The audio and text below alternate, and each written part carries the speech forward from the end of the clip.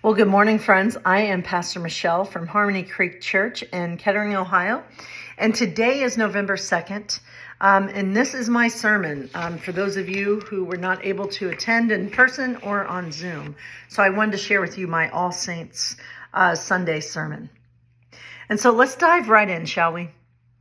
So this morning we're gathering, churches are gathering all over the world, all over the country to celebrate or to observe All Saints Sunday, a day where we remember those who've gone before us, those whose lives have shaped ours, those whose faith, or sometimes even lack of faith, and sometimes even failures, have taught us something about what it means to be human and what it means to follow God. And I think it's important to point out that All Saints is not just about the perfect saints. In fact, I would even venture to say that none of the saints were perfect. It's not just about those who get it right every time, and if there even is someone that gets it right every time. I think the saints were messy, complicated, deeply human people through whom God worked to bring about change. In this way, I believe every single one of us could be and are, I would say, a saint. I know that this is what I reminded everyone of during my All Saints book study, which just finished up. As Nadia Bolz-Weber says, we're all a saint and a sinner, all at the same time, coexisting in the same body, right? So we're going to talk about someone this morning we rarely lift up in a positive light. We're going to talk about Herod the Great. He is our final villain for this sermon series that I have been doing. And I think we can see why Herod deserves the role of villain or the bad guy of the Bible. You know, he played the role well in the Christmas story, in the story of Jesus' birth. So let's talk about Herod for a little bit.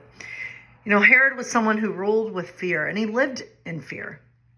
He built monuments to himself. He controlled his people through intimidation and lived terrified that someone might take his power away, or lived terrified that the peace he felt he had created would be ripped away. Now, J.R. Forasteros, in the book Empathy for the Devil, which I've been using throughout this series, he gives us some context for us to understand the hard situation that Herod found himself in. This is what Forasteros says. Herod grew to adulthood in a world of shifting allegiances and constant war, both in Israel and in Rome. After Julius Caesar was assassinated in 44 BCE, Rome fell into a civil war between Brutus, Cassius, and the Roman Senate, and the alliance of Mark Antony and Octavian, Caesar's adopted son and heir. Antony had become impressed with Herod, so he named Herod the King of the Jews and charged him to bring Israel fully under Rome's control. End quote. So we think about that context, that background. So when Herod heard rumors that a baby had been born who was being called King of the Jews, he panicked. As Forasteros points out, if Jesus was born around 6 BCE, Herod was nearly perhaps 70 years old when the Magi arrived. Their arrival threatened the fragile peace Herod had maintained through sheer force of will. He was not going to surrender that peace or his throne without a fight. End quote. And so what did Herod do? Yes, he made the most horrific choice. He made one of the most horrific choices, I think, that is featured in the scripture. He ordered that all male children, 2 years and younger, be killed. So Forasteros, he talks about the population of Bethlehem at that time, and it would have been around 300 people. So this means that the total number of male children 2 years or older who would have been probably around 6 or 7. So 6, 7. Had to do it once. So let's just add up. These 7 children were weighed against Herod's were weighed against Herod's security. The lives of these children were weighed against the life of a nation. So for Herod, he had this choice to make, right? He had fear that drove his decision, though. His fear of Rome, his allegiance for Rome was very strong. And whatever decision he made it in order to keep Rome happy, right? And it's interesting because how many of us have always thought when we hear this story that we're talking thousands upon thousands of kids who died. Now, it doesn't make it any less evil, right? That it was only 6 or 7, but it does change it a little bit, that it was just 6 or 7 kids. Not that it makes it any less bad, though. I'm just pointing that out. And I say that, we say all that because Herod is easy to see as a villain in the Christmas story. The dark cloud on an otherwise bright night that was filled with angels, shepherds, and good news. And Herod, this ruler who is ruling with fear, wants to kill off all the babies who had been born. All the male babies who had been born in those 2-year time frame. Because maybe that's how he's going to get rid of this so-called king of the Jews. Herod's story, I think, is one that can teach us that fear and power can make any of us forget who we really are. There's a great movie that came out years ago, a movie called The Bad Guys. And I knew I wanted to talk about this movie at least once during this sermon series. So this is a fun animated movie about a group of animals, a wolf, a snake, a piranha, a shark, and a tarantula, all known as the bad guys of animals, right? And in the movie, they're criminals, they're thieves, they're troublemakers. The world had labeled them, and they did a great job of living into that label. But the twist of the movie comes when the bad guys get caught by the police after a string of high-profile heists. And to avoid prison, they agree to fake a rehabilitation.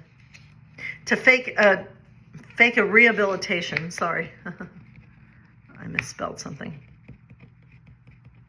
Okay, fake a rehabilitation under the guidance of Professor Marmalade, who was an arrogant guinea pig. So while the bad guys are trying to fool the world into believing that they're good, they actually begin seeing that being good is a good thing. And just like Herod the Great, these bad guys had a decision to make. They could go back to their old ways of living into their identities as the bad guys, or they could embrace this new identity as the good guys and save the world from the true villain of the story, which in the movie it turns out to be Professor Marmalade. Now, if you want to find out what choice they made, I would invite you to watch the movie. But I would say, when we think about this, life is all about choices, right? And life is about who we become when we choose love over fear, when we choose kindness over meanness, when we choose love over hate, and so on and so on. When we choose humans over profit, right? And we know that Herod, right, had choices too.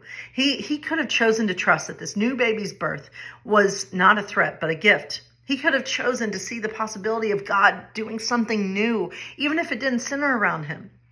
But instead, he let fear win. He let his allegiance to the powers that be win. So on this All Saints Sunday, as I said, we can learn from our ancestors, both the good and the not so good. And we remember that even those who made terrible choices can still teach us something. Sometimes we learn from their faith, and sometimes we learn from their lack of faith, and sometimes we learn from their failures. And Herod reminds us, I think, what happens when fear and ego rule our hearts. The saints, I believe, remind us what happens when love rules our hearts instead. Our ancestors in faith, the saints of the church, the saints in our lives, were never perfect. They were messy, complicated, stubborn, brave, sometimes afraid, sometimes faithful, but they all show us something about the many ways that God works through humanity. God works through humanity, through all of us messy, imperfect beings. And that is an amazing thing.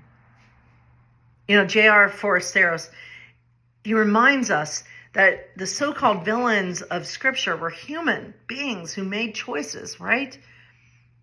He invites us to have empathy, not in the sense of excusing what they did, not in the sense of excusing the evil, but in understanding that people do terrible things when they let fear or pain or any other negative thing control them. Forasteros himself, just a background of who he was someone that was kicked out of his conservative church because he dared to hold a more inclusive, liberating faith, a faith that said God's love is big enough for everyone. He could have conformed to stay comfortable. He could have chosen fear, the fear of rejection, fear of being alone. But instead, Forasteros chose integrity, empathy, and truth and love. And he paid a price for it, but he also found freedom. So we think about this, and every day I think we're faced with these choices. And maybe sometimes we don't have all the privilege to be able to make a really good choice. I mean, I think about everyone who's on SNAP, on food stamps. What choices do they have right now? What choices do they have because they have no access to a basic need, and a basic need is food?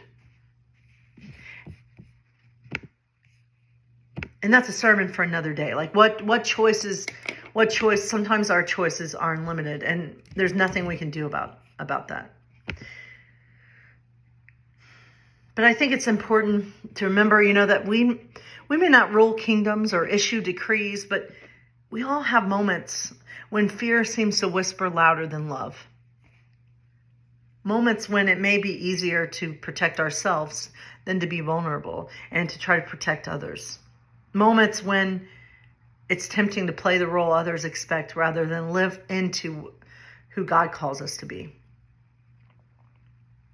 But the thing is, the saints, including us, and those who went before us, show us that we can choose differently. We can choose courage. We can choose compassion. We can choose love. We can choose the better way. My goodness, if we only did it. If only the world did it. And maybe we wouldn't be in such the mess that we are. How incredibly sad. Oh, what is happening right now? And it's hard to even know. Everything happening with ICE, everything happening where people are losing basic necessities like food stamps. There is a better way out there. There has to be. So my friends, maybe today we remember that Herod the Great teaches us, I think, what happens when fear rules our hearts instead of love and compassion. The movie The Bad Guys show us that even those labeled bad can change and choose good. And the saints, all of them, including us, from the holy to the hard to love, remind us that God's grace moves through the whole messy human story. And God is never going to give us up.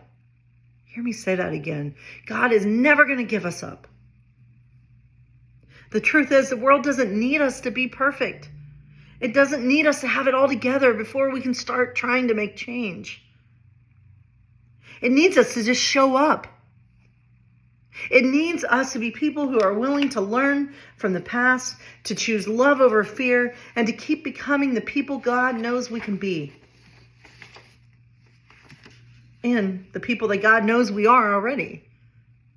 Because we are saints. Every single one of us, those who came before us, those who will come after us, and even us right now in this moment, we are all saints, imperfect as we may be, but that's what makes a saint so unique. Because every saint, as we talked about it during my All Saints book study, every one of those saints, the thing that brought them all together, the thing that united all of them, were the fact that they were messy human beings doing the best they could to make a difference in the world around us. That's what it means to be a saint. My goodness, that's what it means to be a saint. To not let the toughness of life hold us down.